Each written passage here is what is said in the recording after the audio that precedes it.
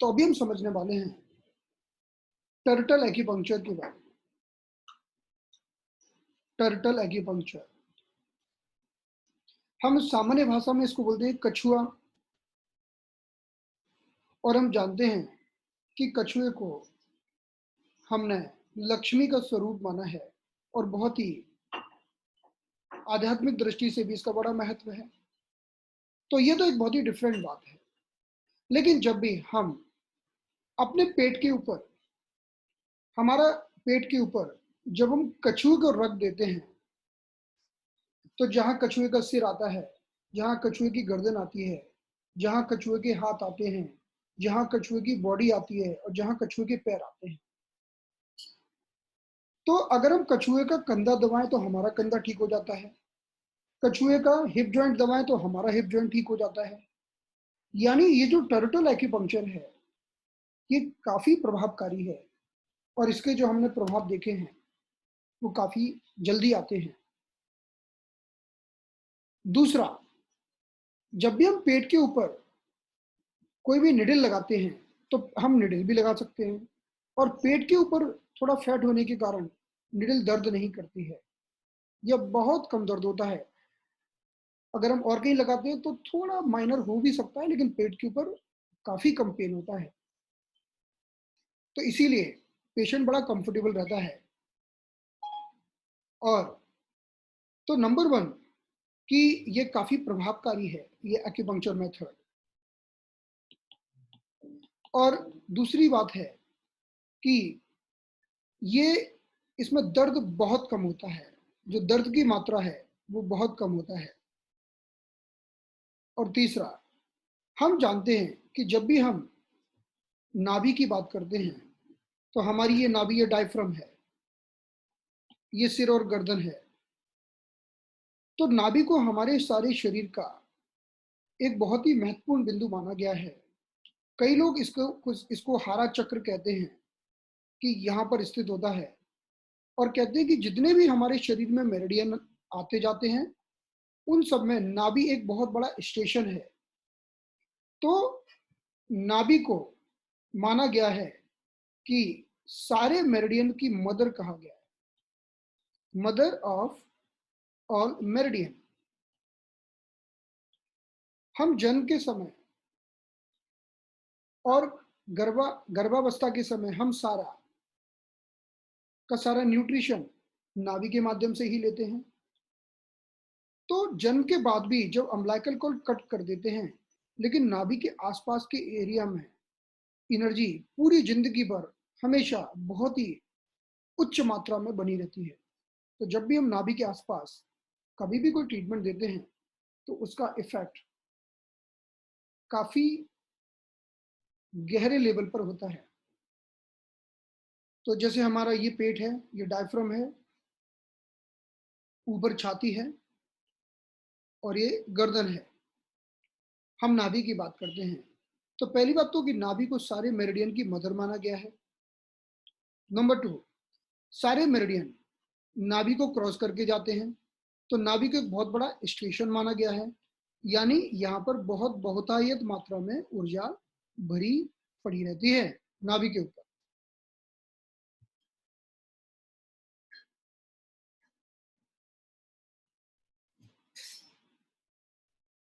तो नाभि एक ऐसा केंद्र बिंदु है हमारे पेट का जो हमारे सारे शरीर को स्वस्थ रखने में बहुत बड़ा योगदान देता है। तो जब भी हम एक टर्टल की कल्पना हम अपने पेट के ऊपर करते हैं, जब भी हम एक टर्टल की कल्पना पेट के ऊपर करते हैं तो हम देखते हैं कि यह एक्यूपंक्चर मेथड एक बहुत ही प्रभावकारी मेथड बन जाता है। हम जब भी ये पेट की बात करते हैं तो ये समझिए कि हमारी छाती है, ये डायफ्राम है और ये नाभि है। अगर हम नापें तो आप ये समझिए कि एक कोने से नाभि तक के भाग की दूरी और फिर नाभि से दूसरे कोने तक की दूरी, ये जो दूरी होती है लगभग 6 चुनकी मानी गई है। यानी अगर आप ये पूरा का पूरा मेजर करते हैं तो लगभग लगभग ये 12 चुन का होता है एरिया, जिसके केंद्र में नाभि है। और जब हम चुन की बात करते हैं तो मैं बताना चाहूंगा कि जो अंगूठा होता है हमारे हाथ का, उस अंगूठे की जो चौड़ाई होती है उसे हम कहते हैं एक चुन। और अगर हम दो उंगलियां ले लें, इंडेक्स फिंगर और मिडिल फिंगर, तो इन दोनों के जो मध्य के जॉइंट ले रहे हैं, एकदम बीच के जॉइंट, क्योंकि 3 जॉइंट होते हैं हर उंगली में, हम बीच के जॉइंट की चौड़ाई को नापें अगर, दो उंगलियां यानी index finger plus middle finger, दो उंगलियों की चौड़ाई को नापें, तो इसको हम कहते हैं 1.5 चुन या 1.5 चुन। ऐसे हम 3 उंगलियां ले लें, इंडेक्स फिंगर, मिडिल फिंगर और रिंग फिंगर। हर एक उंगली में 3-3 जॉइंट्स होते हैं।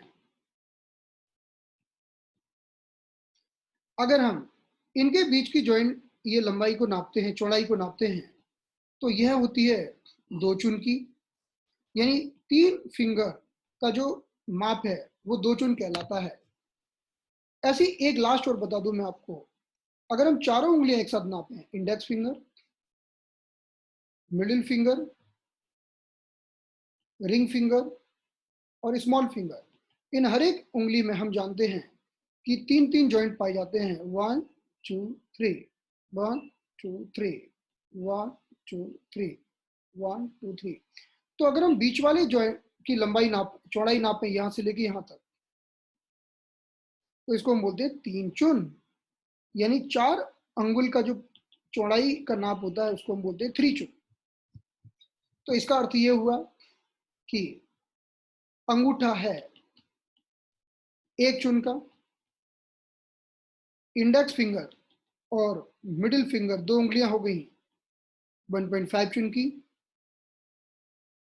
फिर 3 उंगलियां यानी index finger, middle finger, ring finger, 3 उंगलियां मिला के हो गई 2 चुन की, और 4 उंगलियां ले लो, index finger, middle finger, ring finger और स्मॉल फिंगर, चारों उंगलियां मिलाकर हो गई 3 चुन की।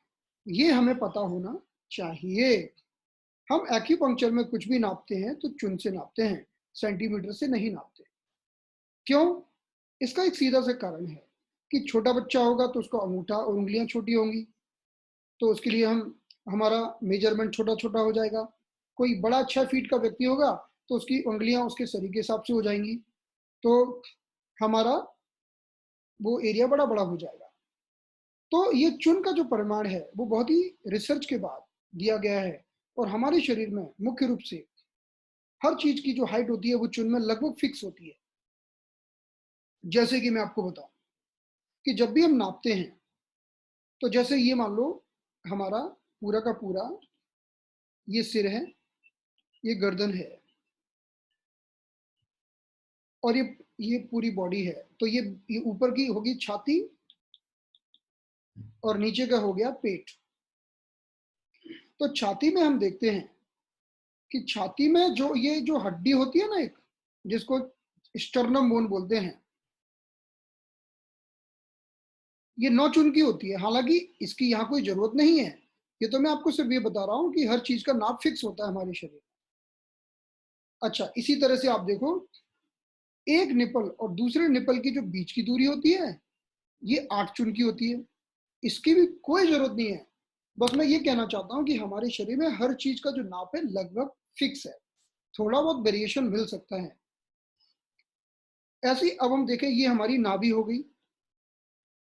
अगर हम जहां पर हमारी ये छाती की बोन खत्म होती है वहां से लेकर अगर हम नीचे तक नापें, क्योंकि यहाँ पर हमारा सब खत्म हो गया और पैर चालू हो गए, ये पैर चालू हो गए, ये दोनों पैर हैं, तो हम देखेंगे यहाँ पर हड्डी होती है ना, इसको बोलते हैं पीवित बोन। तो अब देखिए, पूरे पेट का अगर नाप ले लें हम, तो पेट का इस भाग से लेके, यानी जहां पर ये छाती की हड्डी खत्म हुई है, इस भाग से लेके पूरा नीचे पीविक बोन तक की जो टोटल लंबाई होती है, ये होती है 13 चुन।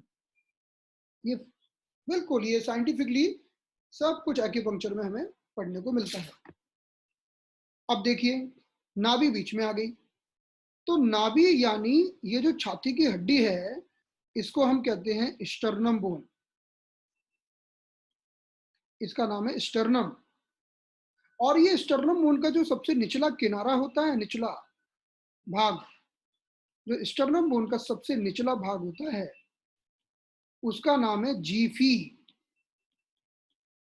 तो पूरा नाम हो जाता है जीफी स्टर्नम।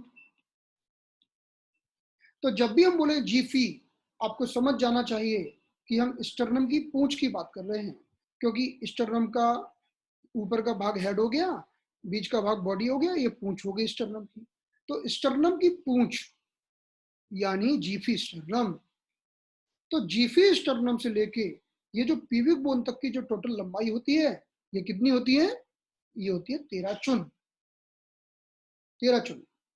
अभी अभी हमने समझा चुन को हम कैसे नापेंगे। देखिए, अंगूठे की चौड़ाई 1 चुन, 2 उंगलियां रख दो, इंडेक्स फिंगर मिडिल फिंगर, तो 1.5 चुन, 1.5 चुन। 3 उंगलियां, index middle and ring finger, 3 चुन। 3 उंगलियां मिला दी तो ये 2 चुन हो गया, और 4 उंगलियां मिला दी तो 3 चुन हो गया। तो इस तरह से हम चुन नापते हैं। तो 13 चुन का होता है हमारा ये परिमाप। जीफी स्टर्नम यानी स्टर्नम की पूंछ से लेकर पीविक बोन तक का जो टोटल लंबाई मानी गई है, वो कहते हैं 13 चुन की। इसको जरा हम एक दूसरे डायग्राम में देखने की कोशिश करते हैं।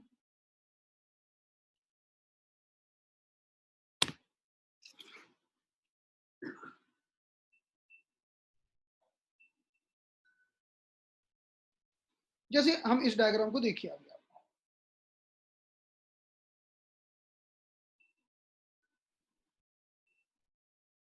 इस डायग्राम में आपको ये छाती की हड्डी दिख रही है। देखिए, पहले सबसे पहले मैं आपको यहां से बताना चालू करता हूं।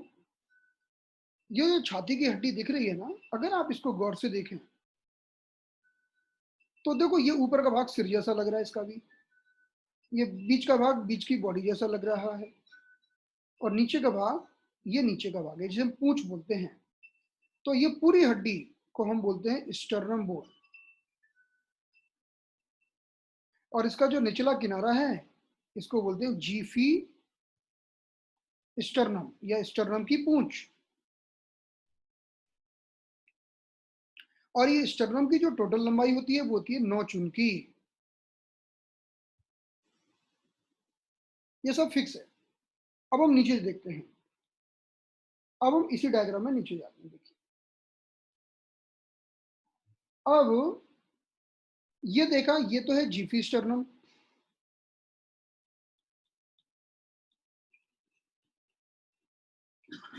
और जीफी स्टर्नम से अगर आप नीचे यहां हड्डी तक आ जाएंगे, देखिए ये नीचे हड्डी है। अगर यहां से पूरा पेट नाप लेंगे आप नीचे तक, एकदम जहां हड्डी आपको टच हो जाए वहां तक चले जाएंगे, तो ये टोटल लाइन की लंबाई होती है 13 चुन की। ये होती है 13 चुन। इसके बीच में ही हमें कहीं नाभि मिलती है, नेवल मिलता है, नाभि। तो ऊपर तो हमने लिया जीफी स्टर्नम। अब हम नीचे की बात करते हैं। ये जो आप नीचे देख रहे हैं ना, ये हमारी हिप बोन है। देखिए, हिप बोन के 3 भाग होते हैं। हिप बोन में 3 हड्डियां होती हैं, और 3 हड्डी मिलके हिप बोन बनाती है। तो ये एक हड्डी है, इसका नाम है इलियम, ये आजू बाजू में होती है। और नीचे हड्डी है, इसका नाम है इस्चियम। और फिर ये बीच में जो हड्डी होती है, इसको बोलते हैं पीविस बोन। देखिए, ये पीविस बोन बहुत ही महत्वपूर्ण है। दोनों तरफ की पीविस बोन आपस में मिल जाती हैं और चिपक जाती हैं, फ्यूज हो जाती हैं। ये केवल तभी खुलती है डिलीवरी के समय, बस। तो ये पीविक बोन के बीच में अगर आप गौर से देखें, तो ये जो फ्यूजन देख रहे हैं, ये केवल डिलीवरी के समय हार्मोन के प्रभाव से थोड़ा खुलता है, ताकि ये थोड़ा सा गर्भ गर्भ नीचे की तरफ जा सके, अदरवाइज ये हमेशा फ्यूज रहता है। तो इस डायग्राम के अनुसार अगर आप देखें तो ये जो नीचे की, ये ऊपर की हड्डी है, इसे बोलते हैं हम इलियम। ये नीचे की हड्डी है, इसको बोलते हैं इस्चियम, और इसको बोलते हैं पीविस। ये राइट साइड की पीविस और ये लेफ्ट साइड की पीविस। तो जब भी हम नाभि से 7 अंगुल नीचे नापे, आप खुद नाप के देख सकते हैं कि अगर आप अपने ही हाथ में, अपने ही पेट में, पहले आप नाभि को नाप लो और फिर वहां से अगर आप 7 अंगुल नीचे जाओ तो आपको ये पीविक बोन मिल जाएगी। यानी आपकी नाभि से ये जो पीविक बोन है ये नीचे ही मिल जाएगी आपको। तो चुन की भाषा में कहते हैं कि नाभि से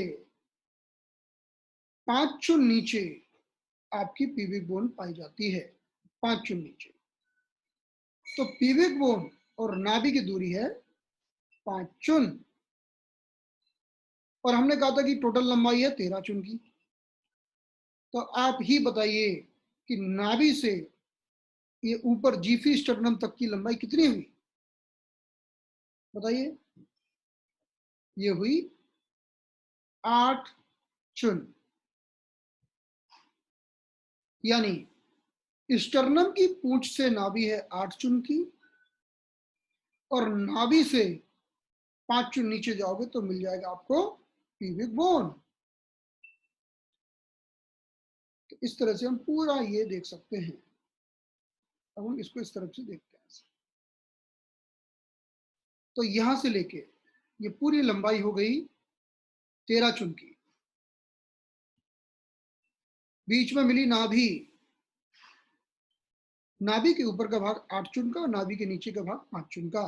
तो 8 और 5 मिला के हो गया 13 चुन का भाग। अब हम ये देखें कि अगर नाभि एकदम सेंटर में है, सपोज नाभि यहां पर है और ये जीफी स्टर्नम है, और इन दोनों की लंबाई होगी 8 चुन की। तो हमें एक मध्य का बिंदु लेना होता है ये। तो ये जो मध्य का बिंदु हो जाता है एकदम बीचों बीच, तो नाभि से 4 चुन की दूरी पर हमें एक ऊपर बिंदु लेना होता है जो हमारे टर्टल का सिर होता है। यानी टर्टल हमारा नाभि से 4 अंगुल ऊपर से स्टार्ट होता है और नाभि के 4 अंगुल नीचे खत्म होता है।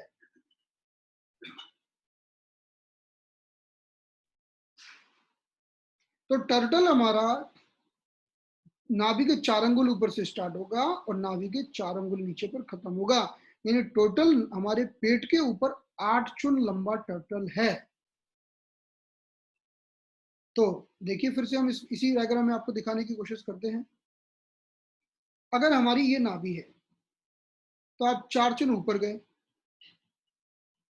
और 4 चुन नीचे गए, तो ये 8 चुन की आपने जो लाइन बनाई यही हमारे टर्टल की लंबाई है। तो टर्टल की लंबाई होती है 8 चुन की और चौड़ाई होती है 6 चुन की, जो हमारे पेट के ऊपर बनता है। अब मैं आपको यहां बताता हूं। अब इस डायग्राम में हम वापस आ जाते हैं। देखिए, तो देखिए सिर, गर्दन, ये पूरा पेट का भाग हो गया, ये डायफ्राम हो गया, ये हमारी स्टर्नम बोन,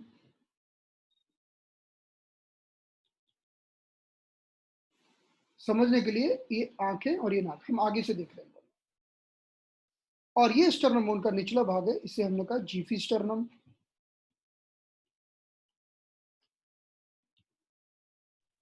अच्छा, ये हमारी यहाँ पर अभी हमने आपको जो बोन दिखाई थी, इस बोन का नाम है पीविक बोन। यहाँ पर हमारी नाभि है बीचों बीच, मतलब बीच में यहाँ पर। तो ये लंबाई जो टोटल है नीचे की, ये 5 चुन की है।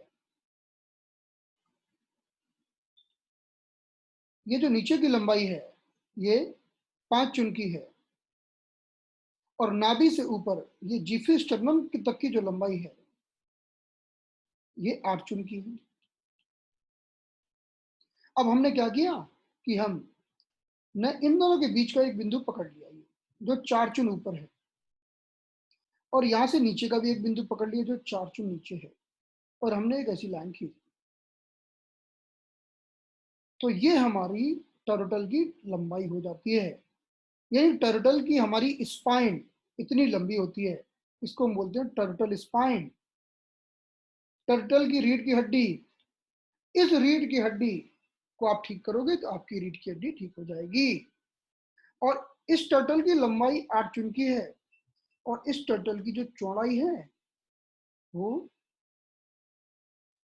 भी 8 चुन की है। सॉरी, मैंने शायद अभी 6 चुन बोला। तो इस टर्टल की लंबाई भी 8 चुन की है, और इस टर्टल की चौड़ाई भी 8 चुन की है। सब हम नाभि से ही गिन रहे हैं। तो 8 चुन लंबा और 8 चुन चौड़ा टर्टल हमारे पेट पर बना हुआ है।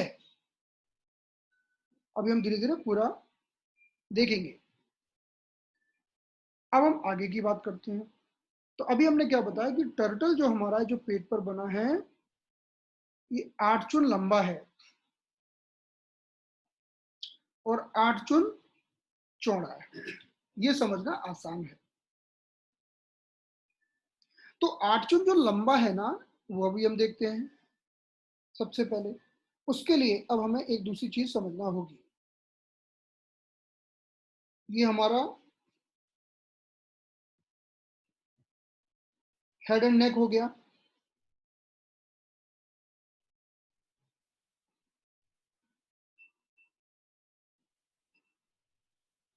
अब देखिए, हमारे मूलाधार चक्र से या फिर मल और मूत्र मार्ग के बीच में से मल व मूत्र मार्ग, यानी मल मार्ग यानी एनस और मूत्र मार्ग और जिनाइटल पार्ट के बीच में जो भाग होता है उसे हम बोलते हैं पेरिनियम या मूलाधार चक्र। वहां पर हमारा, वहां से एक मेरिडियन स्टार्ट होता है और पूरी सेंट्रल लाइन को ऐसे क्रॉस करके, और पूरी पूरी सेंट्रल लाइन को ऐसे क्रॉस करके, और यहाँ ओठों के नीचे खत्म हो जाता है। मेरिडियन का अर्थ है एनर्जी का रास्ता, वो पाथवे जिसमें से होकर एनर्जी बहती है। तो एक्यूपंक्चर में यह मेरिडियन मूलाधार चक्र या पेरिनियम से स्टार्ट होता है, और ये लिप्स के पहले यानी लोअर लिप्स के पहले नीचे खत्म हो जाता है। ये लिप्स है तो इसके नीचे खत्म हो जाता है। तो ऐसे एक्यूपंक्चर में कुल मिला के 14 मेरिडियन होते हैं, लेकिन अभी हम सिर्फ एक ही मेरिडियन की बात यहाँ कर रहे हैं। अभी इस मेरिडियन को हम कहते हैं रेन मेरिडियन।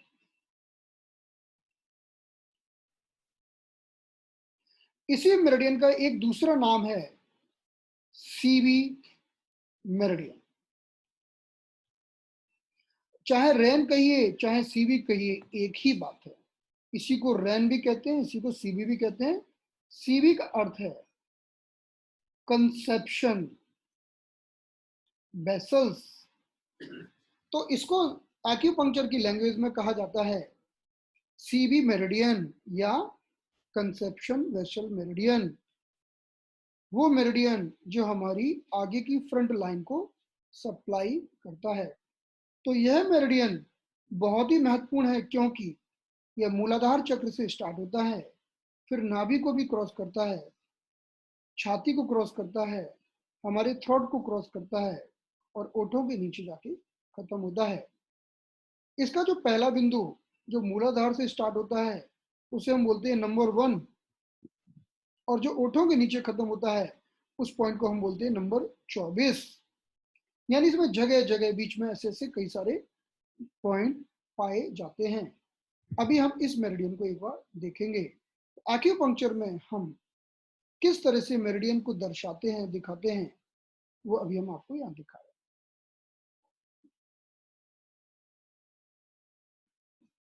तो देखिए, सबसे पहले तो आप ये देखिए, ये रेन मेरिडियन कैसे हमारी आगे फ्रंट लाइन से होके फिर नाभि को क्रॉस करके ऊपर की तरफ जा रहा है। इसका जो पहला बिंदु होता है, जिसे हम पॉइंट नंबर 1 कहते हैं, ये देखिए मल और मूत्र मार्ग के बीच में है, CB1। यहां देखिए, ये जो CB1 है, ये मल मार्ग और मूत्र मार्ग के बीच में है।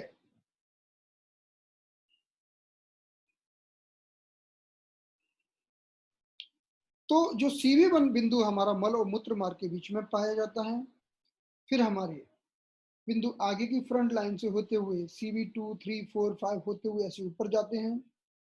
फिर नाभि को क्रॉस करके यह बिंदु छाती में पहुंचता है।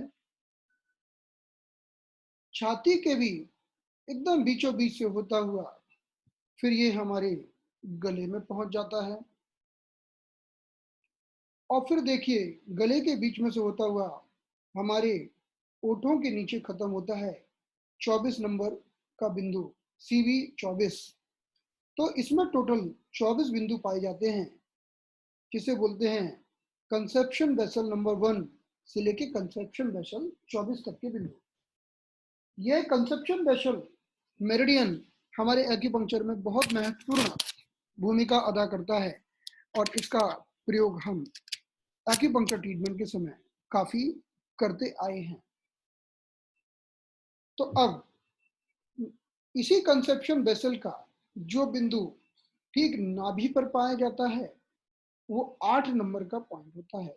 इसलिए 8 नंबर का पॉइंट बहुत ही महत्वपूर्ण है, और इसकी हम लोकेशन देख सकते हैं, ये ठीक नाभि के ऊपर स्थित है। अब हम क्या करते हैं, एक बार आपको कंसेप्शन वेसल मेरिडियन ड्रॉ करके दिखाते हैं पेट के ऊपर। तो देखिए, सिर, गर्दन,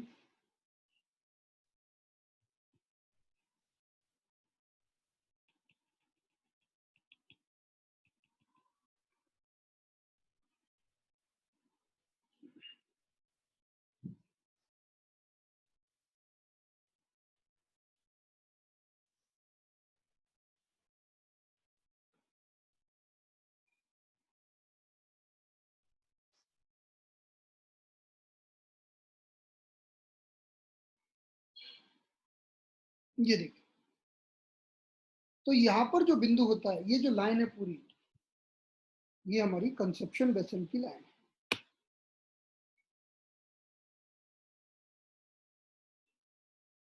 और ये आके हमारे ओठों के नीचे खत्म होता है।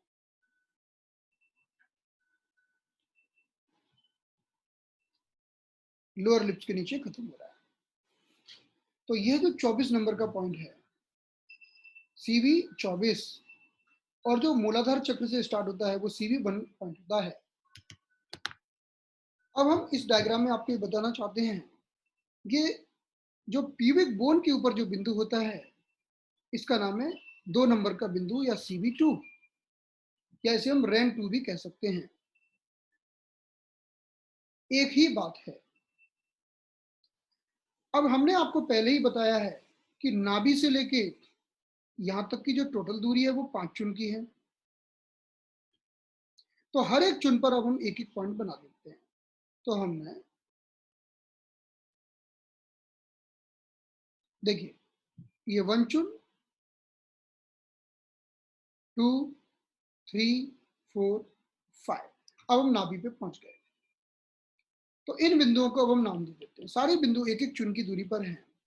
इन बिंदुओं को हम नाम दे देते थे, क्योंकि ये जो बिंदु है इसका नाम है 2 नंबर, 3 यानी CB3, इसको हम बोलते हैं CB3, CB4, CB5, CB7। हमने CB6 को स्किप कर दिया, नाभि पे आ गए CB8। फिर उसी क्रम में चलते चले जाइए, 1 चुन।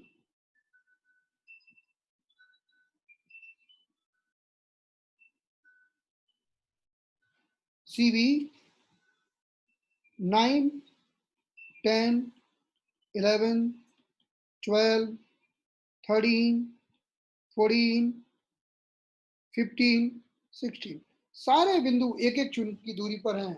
पूरा सीबी मेरिडियन हमारे इस रूल को फॉलो कर रहा है। सारे बिंदु एक एक चुन की दूरी पर हैं, बस CV6 गायब है। CV6 को जगह ही नहीं मिली। तो CV6 कहाँ आएगा?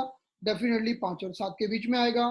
तो CV6 जो बिंदु की लोकेशन है वो इन दोनों के ठीक मध्य में है, यहाँ।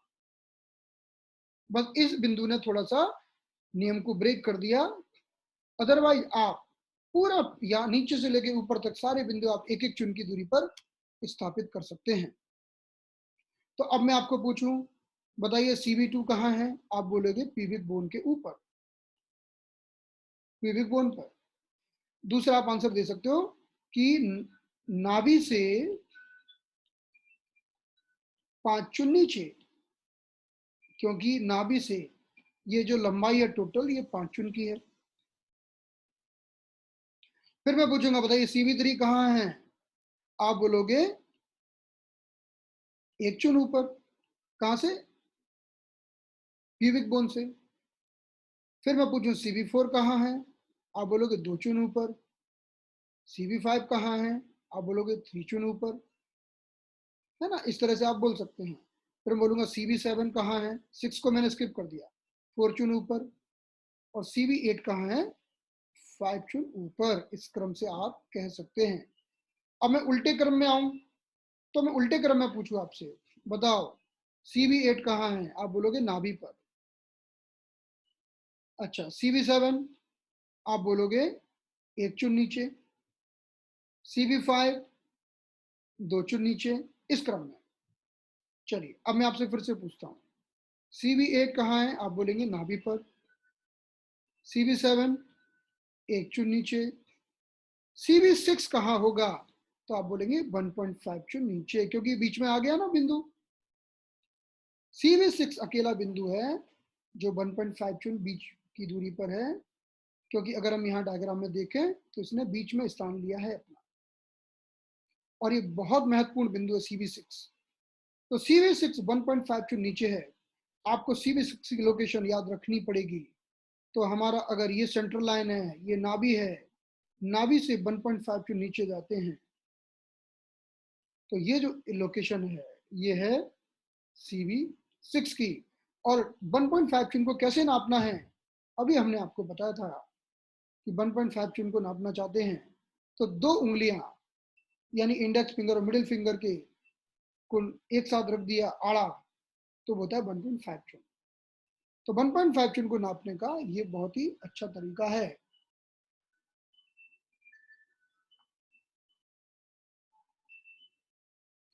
तो इस तरह से हम देखते हैं कि नाभि से आपने 1.5 चुन नापा, यानी 2 उंगलियां रख दी, 1 और 2, तो आप CV6 पर पहुंच गए। ठीक है, तो फिर से हम बात करते हैं नाभि की। ये सेंट्रल लाइन है, ये नाभि है। नाभि यानी CV8। नाभि से आप 1 चुन नीचे आए तो CV7। अब नाभि CV7 से सिर्फ आधा ही चुन नीचे आए तो CV8। अब फिर से आधा चुन नीचे आए तो CV5, क्योंकि 7 और 5 के बीच की दूरी तो 1 चुन है ना। तो यानी CV6 बिंदु आधा तो चुन की दूरी पर है, CV5 से आधा चुन ऊपर है और CV7 से भी आधा चुन नीचे है। अब CV4 कहां पर है? तो CV4 कितनी दूरी पर हो गया? 1, 2 और 3 चुन नीचे हो गया। मेरे ख्याल से आप समझ गए होंगे। तो अब हम सीधा एक पूरी सेंट्रल लाइन बना देते हैं, नाभि बना देते हैं। नाभि CV8 है, हम 4 चुन ऊपर जाते हैं तो 1 चुन, 1 चुन, 1 चुन, 1 चुन, और 4 चुन नीचे भी जाते हैं, 1 चुन, 1 चुन, 1 चुन और 1 चुन। अब हम इनको नंबर दे देते हैं, CV9, 10, 11, 12, एकदम क्रम से है, कोई भी गड़बड़ नहीं है। नीचे दे देते हैं CV7, लेकिन बीच में एक पॉइंट गायब हो गया, CV5, CV4, CV3, जो पॉइंट गायब हुआ वो कहाँ आएगा, इनके बीच में, CV6। तो ये हमारे टोटल टर्टल की लंबाई हो गई। तो टर्टल की लंबाई कितनी होती है, CV12 से लेके CV3 तक 8 चुन लंबा टर्टल होता है। अब हम बताते हैं टर्टल का सिर कहाँ होता है। तो देखिए, सबसे पहले तो हमें सिर ही मिलने वाला है। तो CV12 से लेकर CV11 तक तो हमने टर्टल का बना दिया सिर, ये सिर बन गया। और CV11 से लेकर CV10 तक हमने बना दी टर्टल की गर्दन।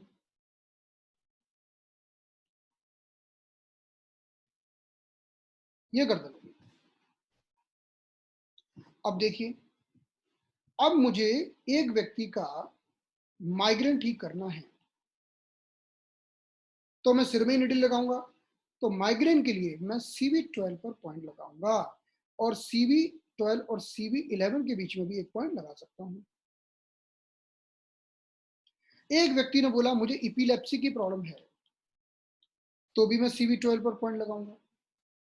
एक व्यक्ति ने कहा कि मुझे बहुत ही सिर में भारीपन लग रहा है और हाई ब्लड प्रेशर है, तो भी मैं CV12 पर पॉइंट लगाऊंगा। कोई बोलेगा कि मुझे नींद नहीं आ रही है, तो भी मैं CV12 पर पॉइंट लगाऊंगा। तो इस तरह की कोई भी प्रॉब्लम होगी तो मैं पॉइंट कहाँ लगाऊंगा, मैं सारे के सारे डिसीज में पॉइंट CV12 पर ही लगाने वाला हूं।